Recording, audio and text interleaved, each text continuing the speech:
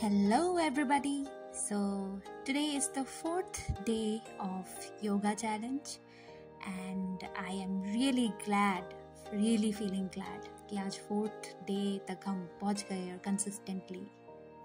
वैसे बहुत जल्दी है खुश होने के लिए, बहुत ही काफ़ी जल्दी खुश हो गई. 4th day ही हुआ है, 21 day करना है जो भी हो, लेकिन 4th day पहुंचे. हर छोटे छोटे दिन को I think we should celebrate, right? So this is the 4th day and I'm starting again. Second day of periods, so not very high intense yoga. वैसे high intense yoga तो मैंने शुरुआत से करा ही नहीं to be very honest, but मतलब ज़रूरत भी नहीं है, you know. Yoga means like to be in ease with your body, to be in ease with every asana.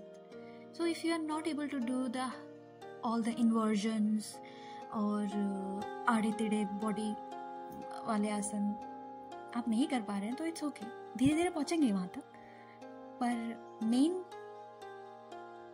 Point yoga का यही है कि आपसे जो आसन हो रहे हैं आप उनको करिए. It means just be easy in your body.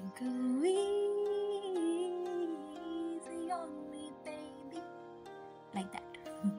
So anyways, so तो ये था बद्ध कोण आसन. हिंदी ये जो नाम होते हैं आसन के मुझे बहुत अच्छे लगते हैं, पता नहीं क्यों, शुद्ध हिंदी काफी अच्छी लगती है. तो हमेशा की तरह मैं बोलूँगी कि काफ़ी रिलैक्सिंग है और हमेशा की तरह आपको व्यूअर्स को अपने बोलूँगी कि आप ज़रूर ट्राई करें योगा.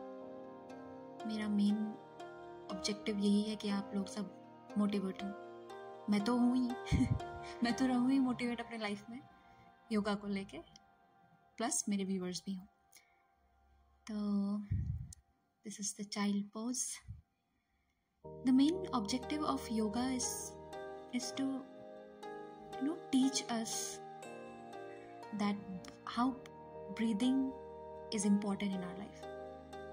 मतलब हम लोग ब्रीथ तो करते हैं, बोलने के लिए breathing is like everybody is doing breathing. Without breathing we can not live, right? But that's not the thing. Means if you observe in panic situations, in stress situations, if you observe your breathing pattern, it's very fast. But if we learn how to slow it down in those situations, I think our mind gets clearer. Even during overthinking also, when we do overthinking, at that time also our breathing pattern is really fast. So yoga का main objective यही है कि आपके breathing pattern को normal करें. एक थोड़ा सा उसमें ठहराव हो. Long inhale, long exhales, holds हो. After every inhale there is a hold.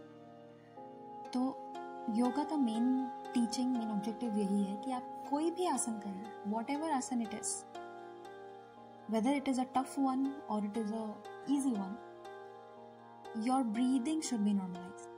आपकी ब्रीदिंग में आपको प्रॉब्लम, मतलब आप ब्रीदिंग को इग्नोर ना करें. बहुत इंपॉर्टेंट पार्ट है, काफ़ी इग्नोरेबल चीज़ है हमारी लाइफ में, हम बिल्कुल भी इसको इम्पोर्टेंस नहीं देते, पर सबसे ज़्यादा इम्पोर्टेंट चीज़ यही है ब्रीदिंग. और आप नोटिस करना, ऑब्जर्व करना, आप जब भी किसी पैनिक सिचुएशन में हो, next time any situation where you are feeling stressed out, just observe your breathing and try to normalize it. Try to ease your breaths. Maybe that will help you clear your mind and will help you make a good decision at that time. Well, this is Pavan Mukta Asan. आज ये नया आसन मैंने add किया है और ये easy है, ये भी काफ़ी इजी है और ये आराम से किया जा सकता है और ये बहुत बहुत अच्छा आसन है. जैसे चाइल्ड पोज, बाल आसन की बात जैसे की थी मैंने, जिस तरीके से वो इजी है, ये भी इजी है. आप सोने से पहले इस वाले आसन को आप ट्राई कर सकते हैं. पर हाँ, खाना खाने के डायरेक्ट बाद आप सो रहे हैं तो तब नहीं. जैसे कि मैंने पहले भी कहा है कि खाना खाने के डायरेक्ट बाद योगा नहीं करना चाहिए. तो हम अगर खाना खाने के 2 घंटे बाद सो रहे हैं, देन आप सोने से पहले ये आसन आप कर सकते हैं, पवन मुक्त आसन. Then shavasana, to completely relax the body. And now the pranayam breathing exercise इसीलिए करते हैं योगा में कि हमारे अंदर वो चीज़ इनकलकेट हो जाए कि हम लोग भूल जाते हैं अक्सर कि हमको किसी सिचुएशन में हम अपनी ब्रीदिंग को, जैसे मैंने पहले ही बोला, कि इग्नोर कर देते हैं हम, अपनी ब्रीदिंग पे ऑब्जर्व नहीं। Of course it's not easy, her time पे तुम अपनी ब्रीदिंग के बारे में नहीं सोच सकते ना। तो हम जब योगा करते हैं तो उससे क्या होता है कि वो अपने आप तुम्हारे बॉडी में हैबिट हो जाता है, कि तुम इनकलकेट हो जाता है वो हैबिट, कि तुम ऑटोमेटिकली हर टाइम तुम इस तरीके से ही सांस लो और काम रहो, ताकि कोई भी सिचुएशन हो। तो इसी वजह से मेरे हिसाब से योगा करना और ब्रीदिंग एक्सरसाइज मेनली करना इसीलिए काफ़ी इम्पोर्टेंट है, और वो चीज़ मैं अपनी लाइफ में भी इनकलकेट करना चाहती हूँ, और मैं चाहती हूँ कि मेरे व्यूअर्स भी ज़रूर इसको इनकलकेट करें अपनी लाइफ में। तो this is actually teaching us discipline. That's why I love to do pranayama. भले ही मैंने आसन्स करें कि नहीं करें, बट प्राणायाम मेरे लिए बहुत इंपॉर्टेंट है। तो मैं कभी कभी योगा और अपना बाकी एक्सरसाइज मिक्स भी करती हूँ। तो मैं कभी कभी कार्डियो करती हूँ एंड उसके बाद डायरेक्ट मैं प्राणायाम करती हूँ। तो इस तरीके से मतलब मेरा योगा करना भी हो जाता है और मेरी एक्सरसाइज भी हो जाती है। And Om chanting again, it is also very calming, but this is optional. आपको करना है तो आप कर सकते हैं, नहीं करना है तो नहीं कर सकते। पर ब्रीदिंग वाला आप ज़रूर करिए, अनुलोम विलोम। ज़्यादा टफ नहीं है, इजी है, आप वीडियोस चेकआउट कर सकते हैं।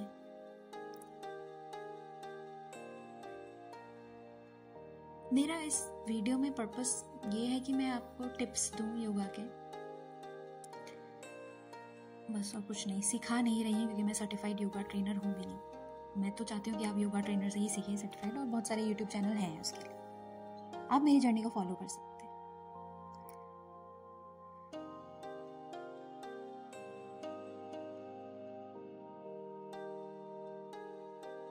और ये आखिरी पड़ाव इस योगा का, एंड आई एम डन।